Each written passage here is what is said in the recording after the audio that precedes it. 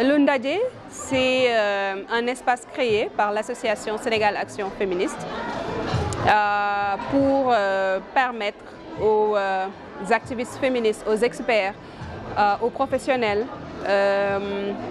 de se retrouver, de discuter, échanger, d'apprendre each other pour que sur une thématique bien déterminée.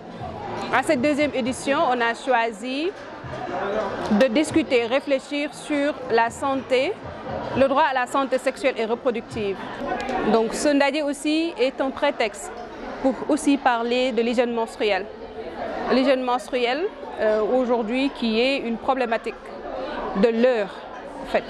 Et on a voulu inviter aussi des professionnels de ces thématiques afin qu'elles puissent revenir sur les initiatives. Je rappelle que l'activité s'appelle la Rencontre nationale des initiatives féministes et féminines. Et donc l'idée c'est vraiment de vulgariser les initiatives, mais aussi célébrer toutes ces braves femmes qui ont initié des actions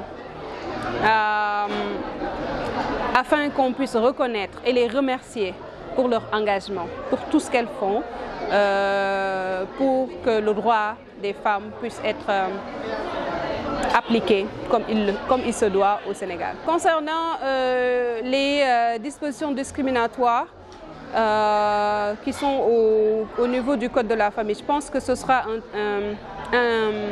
une suite en fait. Parce qu'il y a un travail déjà entamé par la société civile, par les féministes comme je l'ai dit tout à l'heure.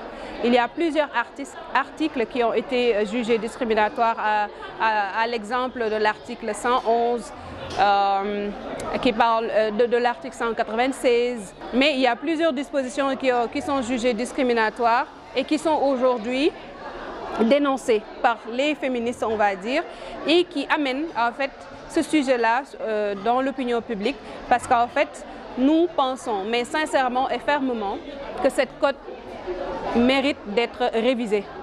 Et nous savons qu'il y a un travail fait par une commission technique qui a proposé une révision de toutes ces lois-là que je viens de citer.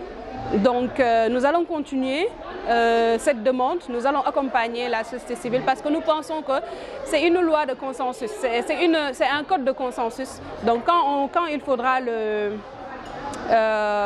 réviser, il faudra aussi un consensus. Et dans ce sens, on fera des activités de sensibilisation, des activités de terrain pour que tous les Sénégalais puissent savoir le contenu de ce code-là déjà et après ensuite qu'on puisse ensemble réfléchir sur comment effectivement réviser ce code de la famille.